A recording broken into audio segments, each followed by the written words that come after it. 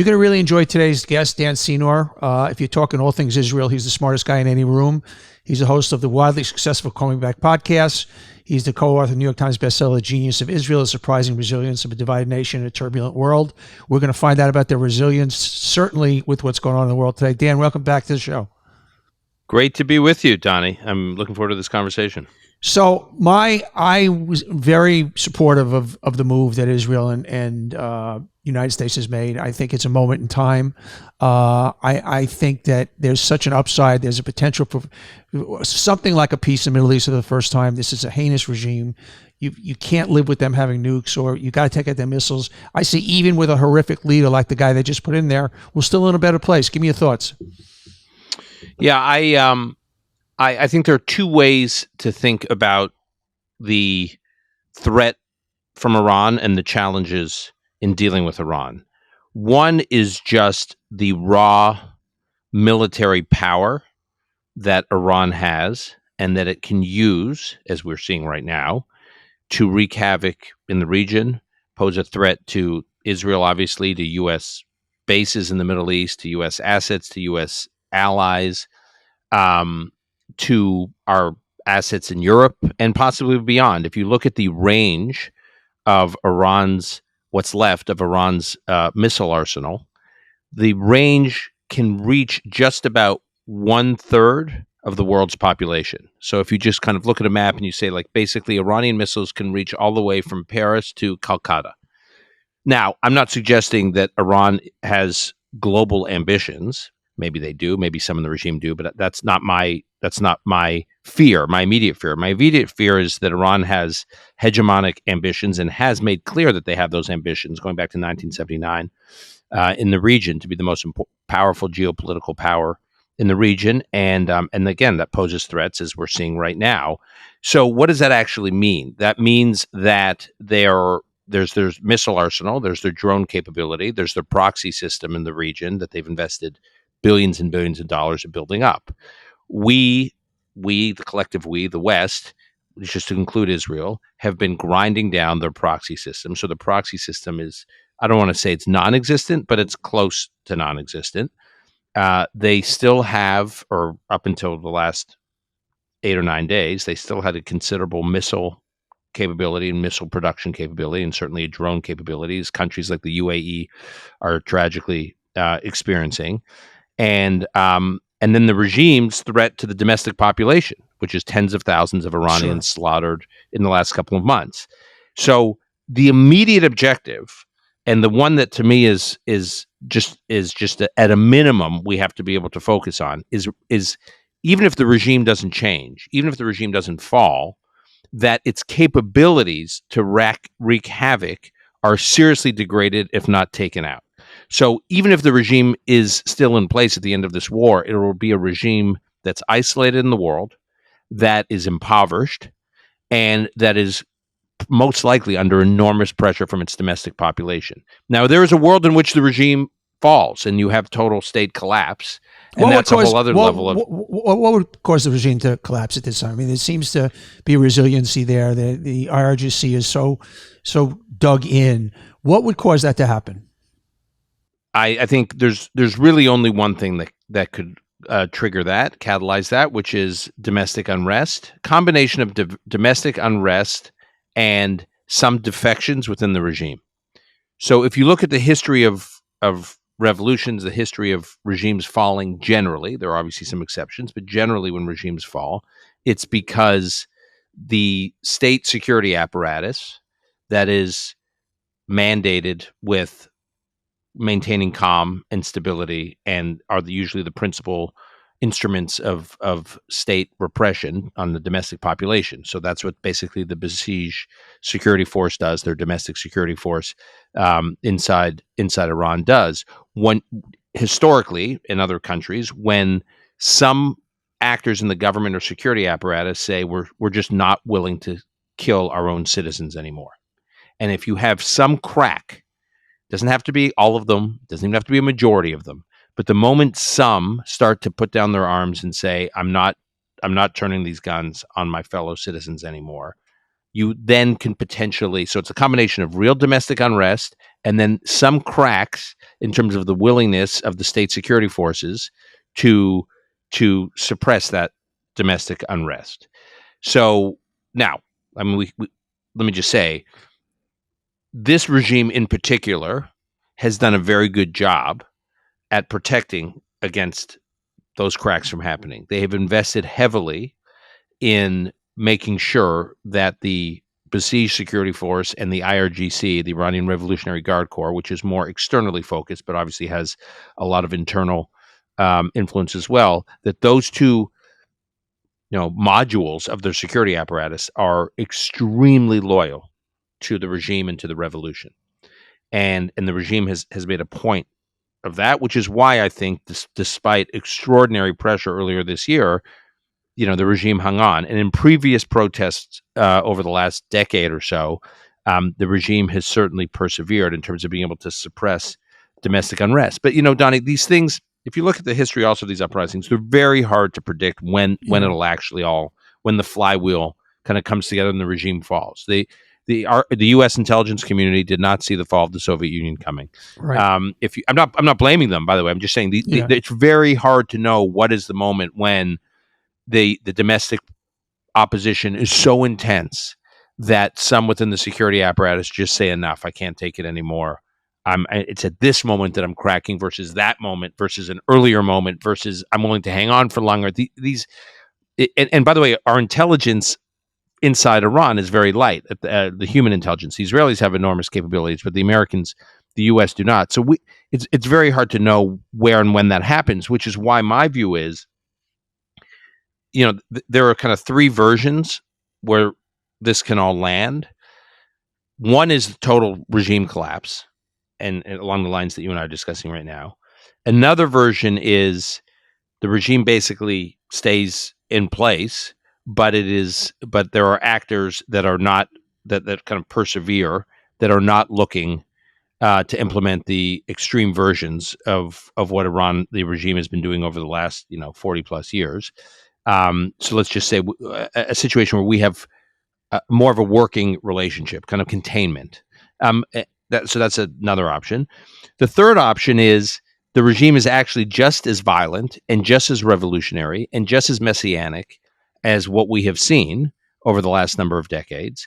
That regime is still the same extreme regime, minus the weapons capabilities. Yeah, so I think the most important thing we're doing right now is getting rid of their weapons capabilities. Yeah, everybody criticizes, we don't know where the off ramp is. To me, this is just almost a win-win. An even worst case scenario, and Khomeini's son is in there, and we have a heinous leader who's still there. We've defanged them. We've taken out their capabilities, and so to me, I see just nothing but upside. Right, I agree. So then the question is, I get often asked this question: why are we doing this? Which I think is you and I are discussing. I think there's a rationale for it. And the question is the why now? Like, why this moment? Why was there a sense of urgency now? And if you listen to Steve Witkoff, and based on him and Jared Kushner's negotiations with the Iranians, how unwilling they were prepared to be to make serious concessions on their nuclear program, and basically saying that they're not going to make any concessions diplomatically that the U.S. was not able to extract militarily back in June, and we're sitting on a bunch of enriched uranium, and we're not giving it up. So, they were locked in. Now we can debate how long it would have taken them to take that nuclear material, that uranium, that highly enriched uranium, and turn it into something that could be weaponized. But the reality is Iran was going to have to be dealt with along the defanging, as you said. The defanging was going to have to be dealt with at some point, regardless. I do think there were a series of events that came, that sort of aligned with one another. Obviously, the protests in the last couple of months, combined with some intelligence that the Israelis and the Americans got about the capacity to decapitate big parts of the regime with that opening operation on the first Saturday of the war. So some things came together. But that said, we could debate the why now, but the why. That to me is pretty obvious. We cannot keep trying to negotiate with this regime. is there a chance that we just continue to play whack-a-mole?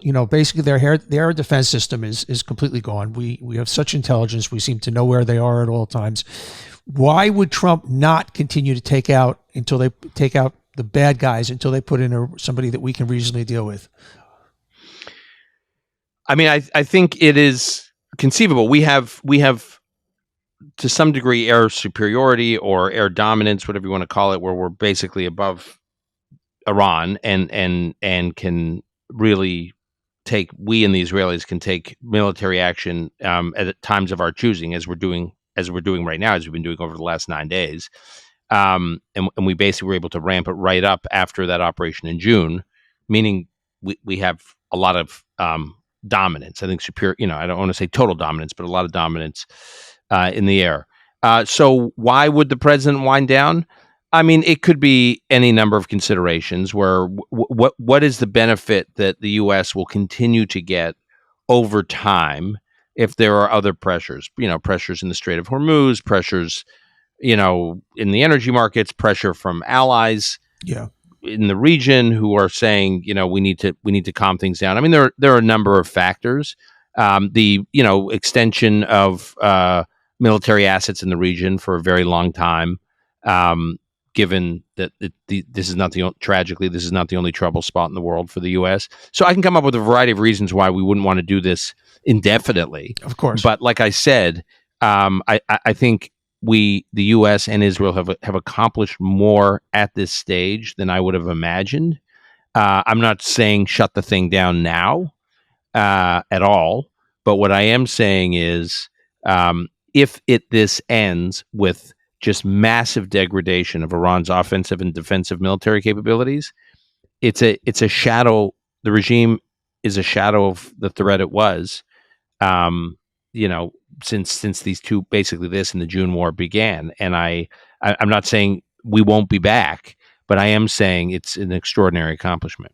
Yeah, the political quagmire Trump has is, and as I've said, I think he's doing the right thing. Politically, there's a real minefield there. You got oil prices continuing to go up. You got 60% of the people against the war. So he's going to have to juggle that as we get closer to the midterms. Yeah, I will say at the same time, what he is doing, and regardless of what various critics and observers and analysts think about other policies of his, I'm not saying just because you agree with policy X, you have to sign up for the whole agenda, but I do think it's important for people to take a step back analytically and just look at what the administration has been doing, not just in Iran, obviously with Venezuela, whereas I served in the Bush administration, the Bush 43, and coming out of that, the Iraq war, there was the sense the debate was basically very binary.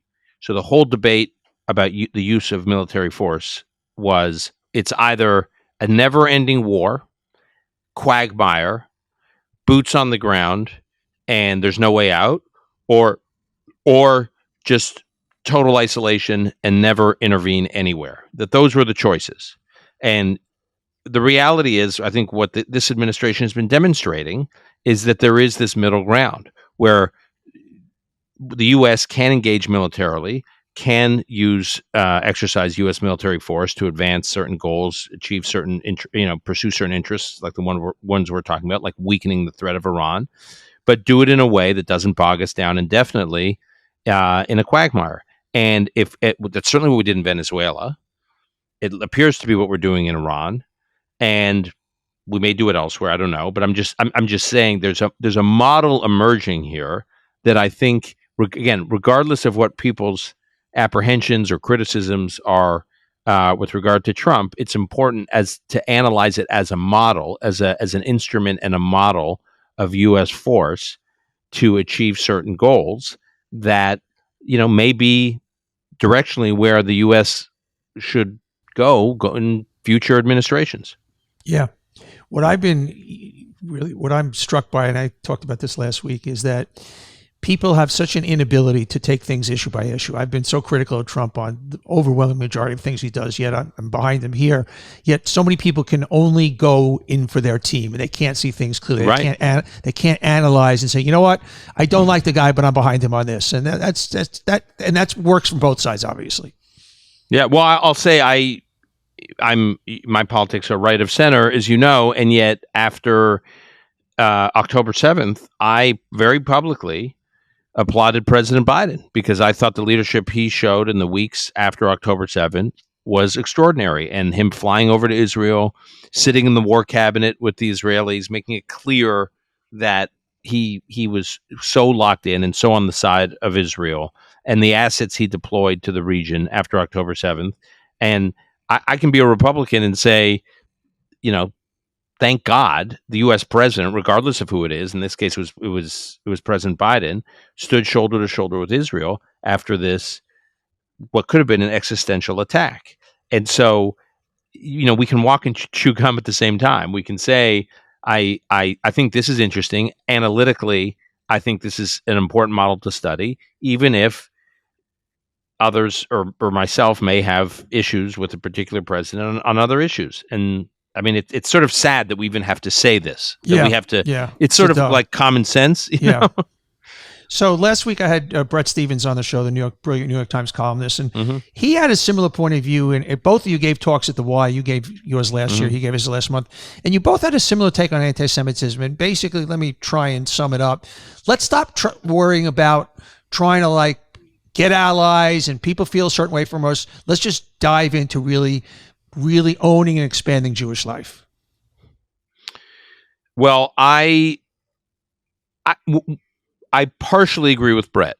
So let me just say, Brett painted a picture that we basically have to choose, that it's one or the other. And Brett and I got into it on my podcast about this, and he painted a picture that we're either doing this or we're doing that, and we have to and fighting anti-Semitism doesn't work, and investing so much of Jewish life and Jewish energy and Jewish philanthropy in fighting anti-Semitism is throwing good money after bad, and we're better off investing in building Jewish life.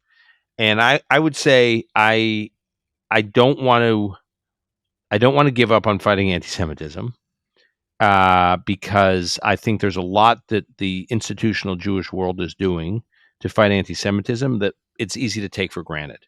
It's not nothing that the FBI and local law enforcement around the country are constantly tracking hate crimes, religious-based hate crimes against Jews.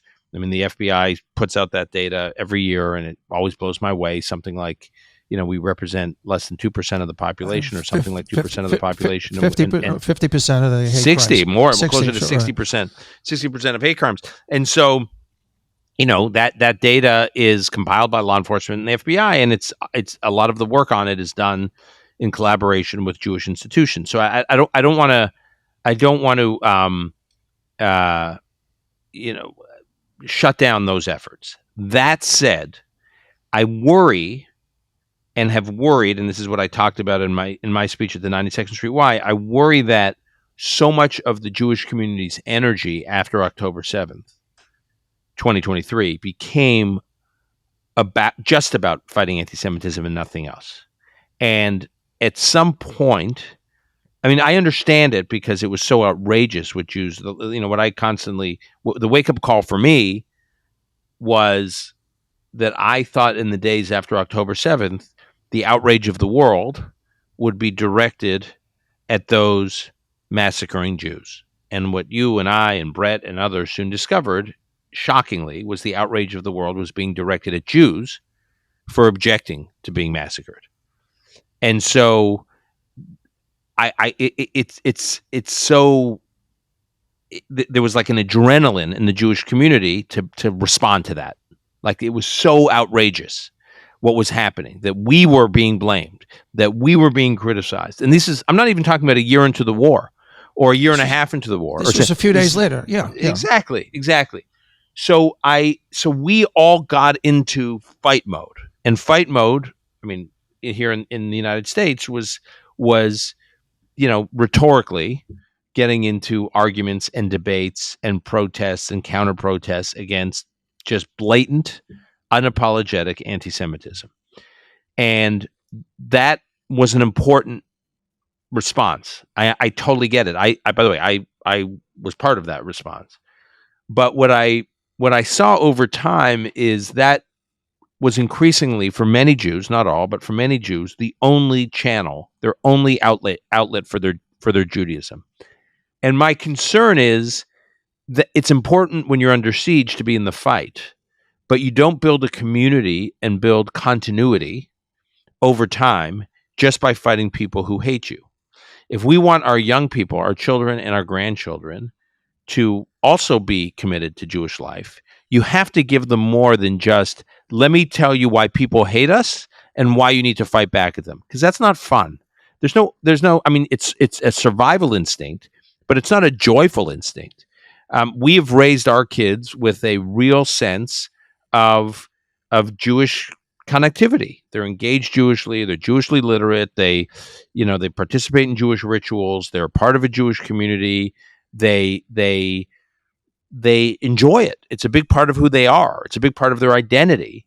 And so that's like the core. That's the core of a Jewish community. If you look at the history of anti-Semitism and how Jews have persevered century after century after century. It's not just, we talk about the Shoah, we talk about the Holocaust all the time, obviously, because it was this outsized event. But the reality is, in every century in history, if you search, like go in Google and search a century, type in a century, and then you write the word type in the word anti-Semitism, you'll be shocked by what you see. 18th century, 14th century, 12th century, pick a country. I mean, it's everywhere. And if you look at how Jews now each one of these periods and each part where it occurs has its own model for survival, but one natural input, one consistent input for survival has been a commitment to living Jewishly, a commitment to building Jewish life and Jewish community in a positive way. And I worried after October 7th that we were just focused on fighting the anti-Semitism and we weren't doing any of the community building and Jewish identity building and Jewish life building. And so I think we could potentially experience, coming out of these last horrendous 2.5 years, a renaissance in diaspora Jewish life. But it will require us investing to make that happen. And we won't be able to if our only focus is fighting anti-Semitism. Yeah. Let's bring it back to the city. You and I are both residents of the city. We've got a mayor now that there's a lot of concern for Jewish people. And it was particularly concerning the other day when first there was a horrific anti-Muslim protest outside of Gracie Mansion, but then some terrorists decided to throw a Molotov cocktail at the protesters. And Madami's only comment was taking a rightful swing at white supremacists and anti-Islamists, but would not even reference the terrorist attack. I would love your thoughts on that. I mean, there's that, Donnie, and then there's also this photo and statement he just posted with this dinner he hosted last night with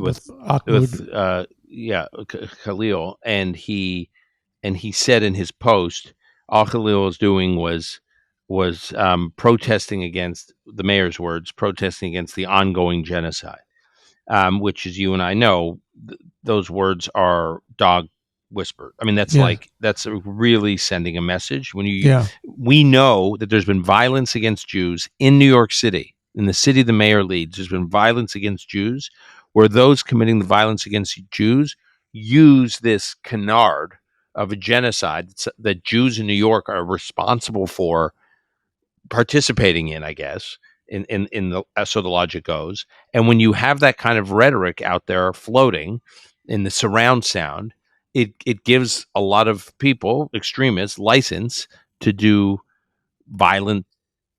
commit violent acts against Jews, or versions of what we just saw over the weekend. And so it's for the mayor. I mean, New York City is such a special place for so many reasons, but among them is, historically, it's I call it the capital of the diaspora, right? Jerusalem is the capital of the Jewish state, and New York City is like the capital of the diaspora. And we have a mayor right now who, between the way he characterized events, or these horrendous events over the weekend, or this post he just issued in the last 24 hours or so, is is giving. I don't know if it's. I don't want to suggest it's by design because I don't know what's in the man's head and I don't know what's in the man's heart. But anyone who is looking to commit horrific acts against Jews can look at the statements he makes and the actions he is taking and say, wow, I'm not saying he's giving us a green light, but he's definitely not telling us that he thinks what is motivating us is abhorrent. And that's really, really dangerous. My big fear with the mayor is, he will say, I respect Jewish New Yorkers and I want to, help provide safety for Jewish New Yorkers. The New Yorkers, he says the Jews of the 5 boroughs, he constantly says, which is interesting. He always chooses his words very carefully, like that he's not terribly concerned about the safety of Jews outside of the 5 boroughs, but he's focused on the safety of the Jews of the 5 boroughs. If that's where the sentence ends, and that's where his kind of commitment and principle ends, that's okay. But the problem is he then typically goes on and says things that imply that he gets to decide which Jewish New Yorkers are worthy of being protected and which aren't. So if you're a Jewish New Yorker or a Jewish institution that has an Israeli flag on the bima at the synagogue, or you're a Jewish community organization that says a prayer for the state of Israel, as the overwhelming majority of synagogues, Reform, Conservative, Orthodox, Reconstructionists, almost all of them do, or you celebrate Israel, or you celebrate the relationship between the United States and Israel. That is Mamdani doesn't get to tell Jews, which Jews are worthy of being protected and which aren't. If he's really committed to protecting the Jews of the 5 boroughs, the overwhelming majority of which feel a connection to their brothers and sisters in Israel, and they feel a connection to Israel, and they strongly support U.S. and the U.S. ties and alliance with Israel, then the mayor of New York should not be using language that basically distinguishes between being a good Jew and a problematic Jew. And if you listen to his language, the problematic Jews are the ones that have any connection to Israel. Yeah. Your point is such a valid one that by using the genocide term, he's not necessarily condoning terrorist activity, but he's certainly not doing anything to shut it down. And he certainly, one could argue, is a, what's the word I want to use, is a pass to move forward with such type of things. Yeah, people hear what they want to hear, right? So if they hear the mayor of the New York City, the mayor in charge of the largest police force in the world, basically accusing Israel of certain things that people think are grounds for a violent response or a violent reaction to, and then they see people in New York City, Jews in New York City, who have some kind of kinship with that quote-unquote apartheid state or that quote-unquote genocidal state. Why don't people say, well, the mayor said they're committing genocide, and this guy at a kosher restaurant, on the Upper West Side or in Brooklyn is therefore a party to the genocide, or, so I'm going to take action. It's just like, if you want to bring the temperature down, what the mayor's doing is the exact wrong thing. I'm not saying he has to agree with you and me. He certainly doesn't. But I do think he has an obligation to bring the temperature down and try to bring some calm and stability. And does he really believe that kind of rhetoric is bringing the temperature down? Yeah. The mayor using terms like genocide and apartheid is so dangerous and so inflammatory. You are such a wise man. I love talking to you. I come back anytime you want. The book is Genius of Israel, now more than ever. That's not the name of the book. The book is The Genius of Israel, but now more than ever, we need it. He's the host of Call Me Back, a must-listen-to podcast. Dan, I love talking to you. Thank you. I know how busy you are. Thanks so much. Thanks, Donnie. Everybody, thanks for watching. If you like it, hit that subscribe button. And we love having you here watching On Brand. And just don't miss any future episodes. So don't forget to hit that subscribe button. We'll see you next time.